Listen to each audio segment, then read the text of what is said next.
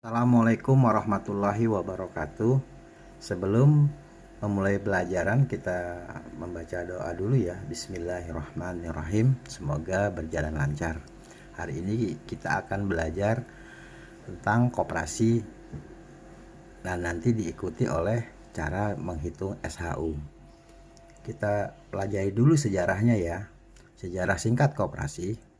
Koperasi pertama di dunia bermula ya itu untuk memenuhi kebutuhan konsumsi untuk anggotanya dan khususnya dan masyarakat pada umumnya ya. Di negara Inggris permulaannya muncullah gagasan tentang koperasi. Karena koperasi ini merupakan bentuk badan usaha yang dibuat berdasarkan prinsip gerakan ekonomi rakyat. Yang berarti koperasi dibuat dan digerakkan oleh anggotanya untuk kebutuhan bersama di bidang ekonomi, sosial, dan budaya. Sesuai dengan namanya, koperasi berasal dari kata cooperation yang berarti kerjasama. Lahirnya koperasi pertama dikenal dengan koperasi Rochdale, diambil dari nama kota di bagian utara negara Inggris ya. Dan digagas oleh seorang bernama Charles Howard pada tanggal 24 Oktober 1844. Sekarang hari lahirnya dijadikan hari lahir koperasi ini ya sering diperingati sebagai gerakan koperasi modern. Sistem ekonomi di Inggris pada masa itu lebih menggagas sistem kapitalisme ya, di mana persaingan pasar bebas tapi hanya berpihak kepada pemilik modal saja, yang punya modal saja ya. Yang tidak mempunyai modal makin miskin ya, makin diperas, sehingga mengakibatkan kemiskinan dan kesengsaraan sosial yang melebar. Pada awalnya gerakan koperasi Rochdale ini hanya berisi berbagai gagasan ide yang praktis tentang pengelolaan toko ya, warung ya, menggunakan prinsip-prinsip koperasi dengan menyediakan barang-barang konsumsi untuk keperluan sehari-hari. Contohnya, gerakan ini sering disebut juga koperasi praindustri.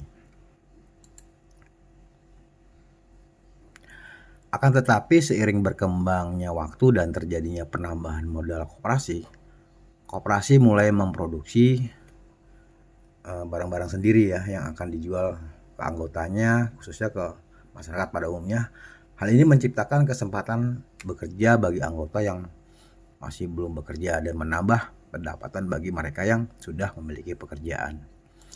Pada tahun 1851 perkembangan koperasi Rochdale sampai pada titik puncaknya di mana mampu mendirikan sebuah pabrik dan mendirikan perumahan bagi anggotanya.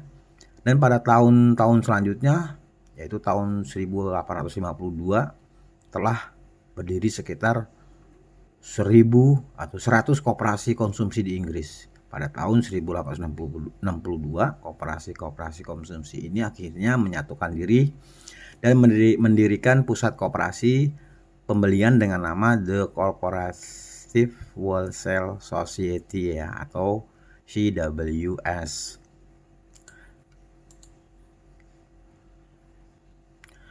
Perkembangan usaha koperasi Rochdale baik di sektor produksi maupun di sektor perdagangan di negara Inggris kemudian menyebar ke negara-negara lainnya dengan membuka perwakilan di luar negeri seperti di New York, Copenhagen, dan Hamburg di Jerman, dan lain-lain negara seperti Perancis.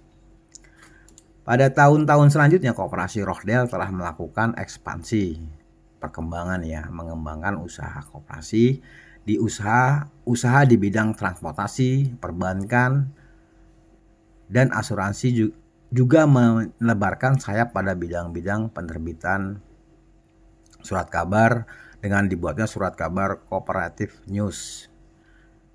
Selanjutnya, pada tahun 1883 didirikannya sebuah gerakan The Women's Cooperative Guild dengan memperjuangkan hak-hak kaum wanita sebagai ibu rumah tangga, sebagai warga negara, dan sebagai konsumen.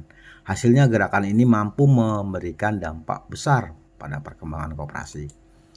Pada tahun-tahun selanjutnya, imbas dari surat kabar tadi, informasinya meluas, terpublikasi, dan gerakan kaum wanita Koperasi Rochdale ini melalui kegiatan pada bidang pendidikan dengan menyediakan perpustakaan gratis dan bebas, yang pertama di Inggris, sekaligus digunakan untuk tempat berbagai kursus dan pemberantasan buta huruf. Dari gerakan ini berujung kepada didirikannya Cooperative College pada tahun 1919 di Manchester, yang merupakan lembaga pendidikan tinggi pertama yang didirikan oleh koperasi di negara Inggris. Ya, koperasi mampu mendirikan sebuah Cooperative College ya, di Manchester, Inggris. Pada tahun 1945, dengan masih berpusat pada CWS, koperasi telah memiliki 200 unit pabrik masih di negara Inggris ya, dengan kurang lebih 900 pekerja ya, mempunyai 9.000 karyawan pekerja koperasinya. CWS tadi sudah mempunyai 200 unit pabrik dan kurang lebih mempunyai 9.000 karyawan pekerja. Perputaran modal saat itu telah mencapai 50 juta pound sterling ya, permodalannya. Tahun-tahun selanjutnya jumlah anggota koperasi mencakup 22% dari total penduduk Inggris yang mencapai 50 juta jiwa dan terus meningkat dari tahun ke tahun. Prinsip dan nilai pada koperasi Rochdale membentuk dasar bagi prinsip-prinsip koperasi yang berkembang sampai dengan saat ini. Ya. Seiring perkembangan koperasi di Eropa, khususnya di negara Inggris, dan diikuti oleh negara-negara Eropa seperti negara Prancis dan Jerman, hingga menyebar ke seluruh belahan dunia, di seluruh benua termasuk benua Asia. Imbasnya di benua Asia adalah di negara Indonesia ya, yang pada saat itu masih dalam pergolakan karena dijajah oleh Belanda, masih pendudukan pemerintahan Belanda. Maka pada tahun 1896 Patih A. Arya Wirya Atmaja, seorang pamong praja di Purwokerto, ia mendirikan sebuah bank bagi para pegawai negeri. Memang bank ini belum dinamakan koperasi, tetapi pengelolaannya sehari-harinya itu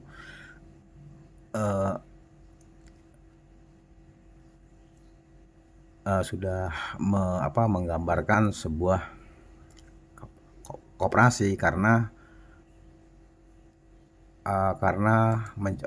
mencerminkan ya, dia buka lagi sehari-harinya itu memancarkan semangat kebersamaan, semangat tolong menolong, semangat untuk maju bersama, dan semangat oleh bersama. Artinya dari kebersamaan untuk kebersamaan anggotanya, yang sebenarnya semangat tersebut adalah jiwa dan ruh koperasi. Ketika asisten residen Belanda bernama De Wolman Westerhout mengusulkan perubahan nama bank ya menjadi Bank Pertolongan atau Bank Tabungan dan Pertanian, dia juga mengajukan perubahan menjadi koperasi. Seorang asisten Belandanya ini mengusulkan bahwa bank bagi pegawai negeri ini ya, agar setelah dia belajar dari Jerman, pulang kembalinya dari Jerman, dia mengusulkan bahwa bank-bank yang ada yang bagi para pegawai negeri itu diusulkan untuk menjadi bank untuk pertolongan, bank tabungan, dan bank pertanian. Dia juga mengajukan perubahan menjadi koperasi. Lanjut, diawali koperasi yang digagas oleh Budi Utomo tahun 1998 serta tokoh-tokoh pergerakan nasional lainnya, berdirilah organisasi-organisasi seperti PNI, Partindo, Parindra yang mengedepankan tentang koperasi, dan koperasi itu juga banyak untuk para santri yang dipelopori oleh para kiai dan ulama. Ya, hingga akhirnya puncaknya pada Kongres koperasi untuk pertama kali dilaksanakan di Tasikmalaya pada tanggal 12 Juli 1947, kongres ini sukses menelurkan sentral Organisasi Koperasi Rakyat Indonesia atau yang disingkat SOKRI. Pada kongres tersebut terpilihlah Muhammad Hatta, ya, Wakil Presiden Republik Indonesia yang pertama, diangkat sebagai Bapak Koperasi Indonesia karena kontribusinya memberikan pemikiran tentang ekonomi serta dorongan untuk gerakan koperasi. Beliau mengusulkan didirikannya 3 macam koperasi, yaitu koperasi konsumsi, yaitu koperasi yang usaha operasional utamanya adalah melayani kebutuhan kaum buruh dan pegawai, kebutuhan akan sehari-harinya, kebutuhan akan sembako, kebutuhan akan perlengkapan hidupnya. Kemudian yang kedua, koperasi produksi, koperasi yang diarahkan pada untuk kaum petani. Petani itu pada masa itu termasuk ya peternak dan nelayan.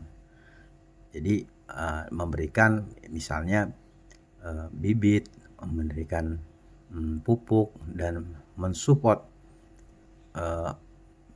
hasil panennya dan lain-lain. Maaf. Kemudian yang ketiga, koperasi kredit, ya, yang operasional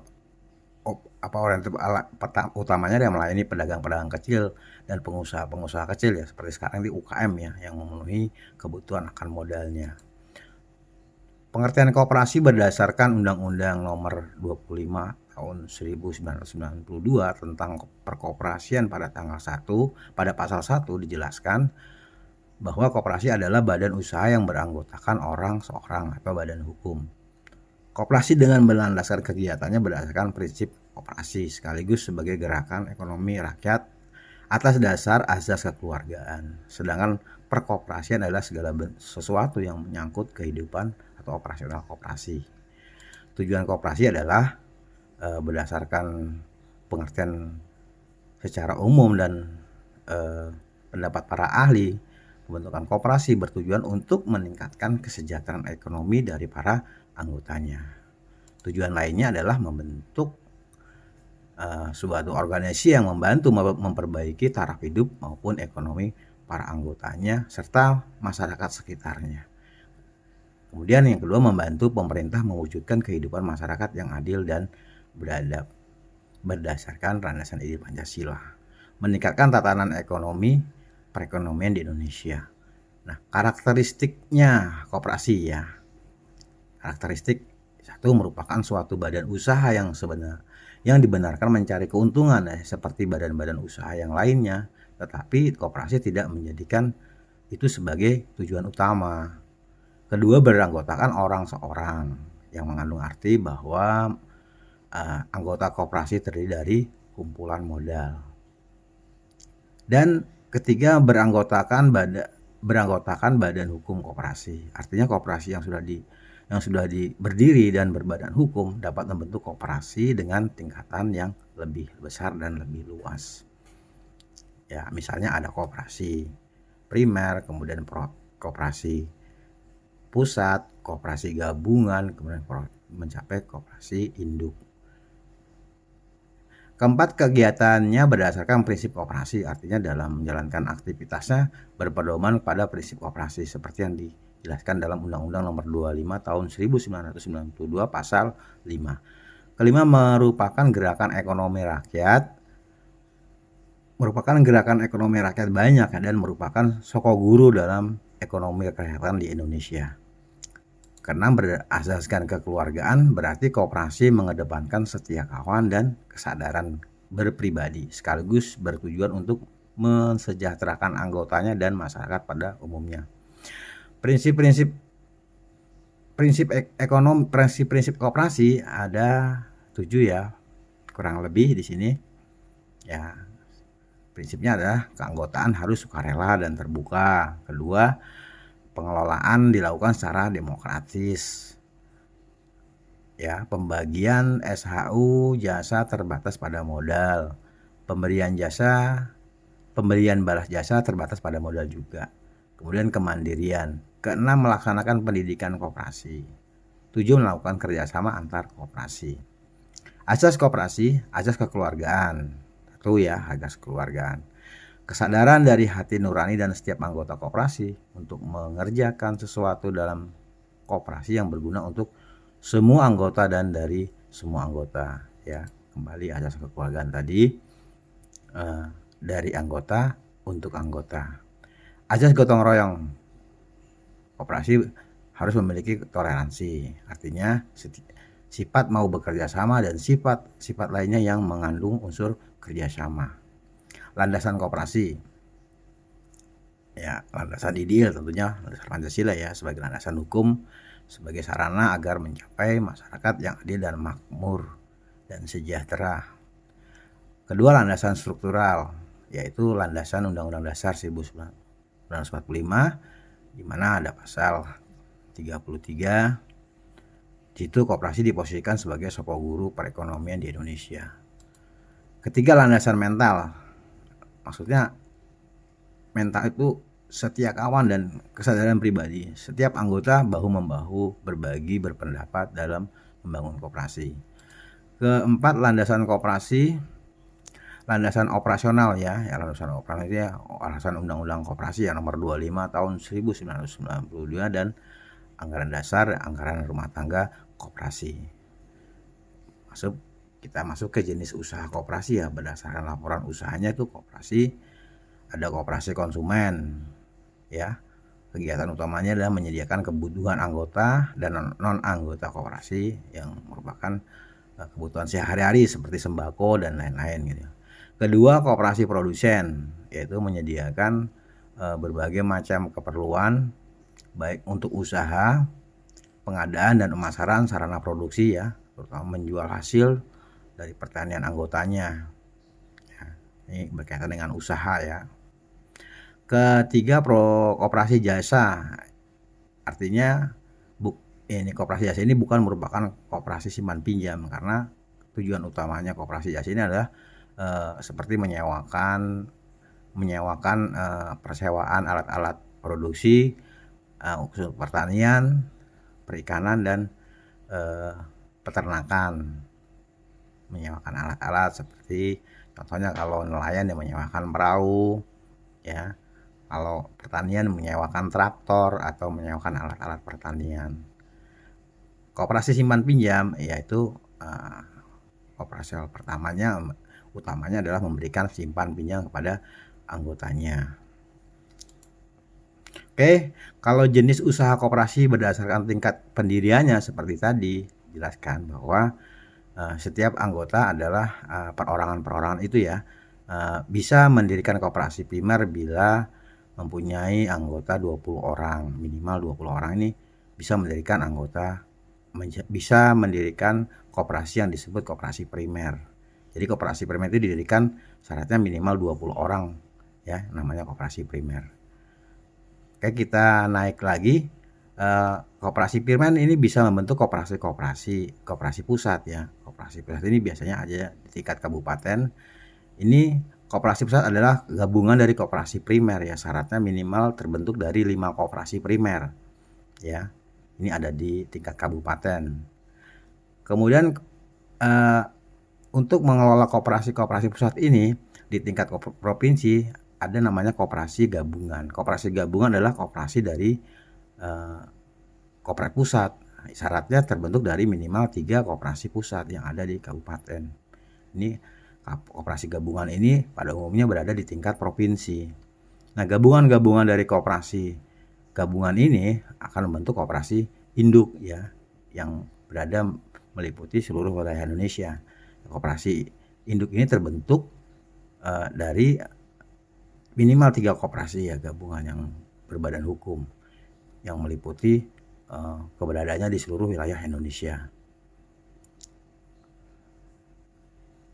Fungsi dan peran koperasi ya. 1. Membangun dan mengembangkan potensi serta kemampuan ekonomi anggota pada khususnya dan masyarakat pada umumnya untuk meningkatkan kesejahteraan ekonomi dan sosial. Ini fungsi dan peran koperasi. Kedua, berperan secara aktif dalam upaya mempertinggi kualitas kehidupan manusia dan masyarakat. Ketiga, memperkokoh perekonomian rakyat sebagai dasar kekuatan dan ketahanan perekonomian nasional dengan koperasi sebagai soko gurunya ya. Keempat, berusaha untuk mewujudkan dan mengembangkan perekonomian nasional yang merupakan usaha bersama berdasar asas kekeluargaan dan demokrasi ekonomi. Oke. Berdasarkan Undang-Undang Nomor 25 Tahun 1992 Pasal 21 dalam menjalankan operasionalnya, koperasi dilengkapi dengan perangkat-perangkat organisasi ya, seperti perangkat rapat anggota. Rapat anggota ini merupakan pemegang kekuasaan tertinggi dalam koperasi ya, yang bertugas menentukan dan memutuskan kebijakan-kebijakan umum dalam organisasi dan manajemen koperasi. Beberapa keputusan pentingnya yang biasa ditetapkan melalui rapat anggota antara lain sebagai berikut. 1. Menetapkan anggaran dasar. 2. Menetapkan kebijakan umum di bidang organisasi, manajemen, dan usaha koperasi. 3. Pemilihan, pengangkatan, serta pemberhentian pengurus dan pengawas. 4. Menetapkan rencana kerja dan rencana keanggaran pendapatan dan belanja koperasi. 5. Pengesahan laporan keuangan, pengesahan pertanggungjawaban pengurus dalam melaksanakan tugasnya di koperasi. 6. Pembagian sisa hasil usaha. Ya, kalau di perusahaan itu namanya laba rugi, kalau di koperasi sisa hasil usaha, laporan keuangannya. 7. Penggabungan, peleburan, pembagian, dan pembubaran koperasi. Ini adalah beberapa keputusan pentingnya di dalam rapat anggota yang sering dilakukan melalui rapat anggota ya. Kedua, ada nama juga perangkat yang disebut pengurus. Pengurus merupakan pelaksana kebijakan-kebijakan yang telah ditetapkan dalam rapat anggota koperasi. Pengurus dipilih dari dan oleh anggota dalam rapat anggota ya, untuk masa jabatan paling lama 5 tahun. Tugas-tugas pengurus: 1. Mengelola koperasi dan usahanya, mengajukan rencana kerja, anggaran, dan belanja, menyelenggarakan rapat anggota ya. Kemudian mengajukan laporan keuangan dan pertanggungjawaban tugasnya koperasi. 5. Menyelenggarakan pembukuan ya, tentunya pembukuan keuangan, investasi secara tertib dan memelihara daftar buku anggota. Tugas pengurus ya, tugas pengurus lainnya ya, tugas lain pengurus lainnya ya, mewakili koperasi di dalam dan di luar pengadilan apabila terjadi permasalahan yang menyangkut hukum. Kedua, memutuskan penerimaan dan penolakan anggota baru serta memberhentikan anggota sesuai dengan ketentuan AD/ART koperasi. Ketiga, melakukan tindakan serta upaya bagi kepentingan dan kemanfaatan koperasi sesuai dengan tanggung jawab dan keputusan rapat anggota. Nah, ketiga, ada namanya perangkat pengawas. Di koperasi ada perangkat pengawas ya, ada pengawas koperasi ya. Ini SPI-nya perusahaan ya. Pengawas koperasi itu juga dipilih oleh anggota.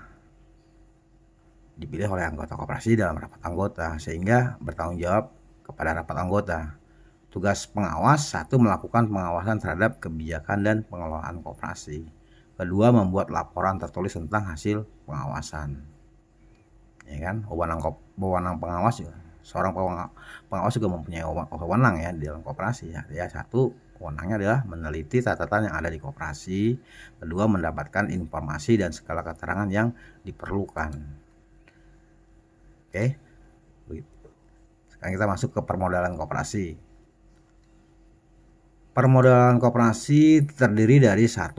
Modal sendiri, yaitu modal yang berasal dari anggotanya ya.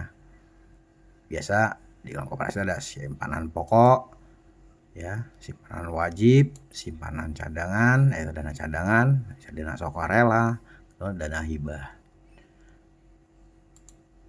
Ya. Kedua, modal pinjaman. Nah, pinjaman yang berasal dari anggota koperasi yang bersangkutan atau anggota lain dari koperasi lain atau dari koperasi lain, ya. Kemudian dari bank atau lembaga keuangan lainnya, resmi maupun tidak resmi, bisa kan modal. Menerbitkan obligasi atau surat utang lainnya. Bisa juga dari penyertaan modal negara ya, yang berasal dari pemerintah. Bisa juga dari modal ini penyertaan. Modal lain yang sah bisa juga. Yang dimaksud adalah sumber yang berasal dari non anggota ya. Sumber ini tentunya harus sesuai dengan ketentuan ADART dan perundang-undangan tentang koperasi, tentang hal pemodalan. Kemudian tahap prosedur pendirian koperasi. Ya, untuk mendirikan sebuah koperasi ada beberapa persiapan yang harus, prosedur dan tahap yang harus disiapkan sebagai berikut ya. Satu, yang persiapkan dengan membentuk panitia.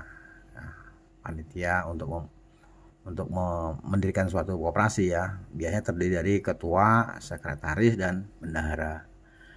Selanjutnya panitia tadi menyelenggarakan rapat ya pembentukan koperasi, tentunya dihadiri oleh calon anggotanya, pejabat koperasi setempat yang sudah ditunjuk, dan undangan lainnya. Ketiga, mengajukan permohonan ke Kementerian Koperasi dan UKM untuk mendapatkan pengesahan ya sebagai badan hukum untuk koperasi yang memenuhi syarat, dan ketika pejabat menyatakan persetujuannya, maka koperasi tersebut akan mendapatkan nomor badan hukum dan koperasi tersebut resmi berbadan hukum. Artinya setelah koperasi tersebut diberikan nomor badan hukum, koperasi tersebut sudah resmi berbadan hukum. Selanjutnya koperasi tersebut akan diumumkan di dalam berita negara Republik Indonesia. Selanjutnya pembubaran koperasi juga dilakukan berdasarkan keputusan pemerintah ya, dan keputusan rapat anggota. Apabila koperasi sudah tidak dapat lagi dipertahankan dan selalu menderita kerugian, bisa dapat dibubarkan, diberhentikan operasional koperasi tersebut, dan dibubarkannya juga melalui rapat anggota berdasarkan keputusan pemerintah juga dalam hal ini. Oke, baik. Demikian yang bisa disampaikan dalam materi koperasi, sejarah koperasi, singkat koperasi, dan prosedur serta operasionalnya. Semoga bermanfaat. Jangan lupa dicatat ya.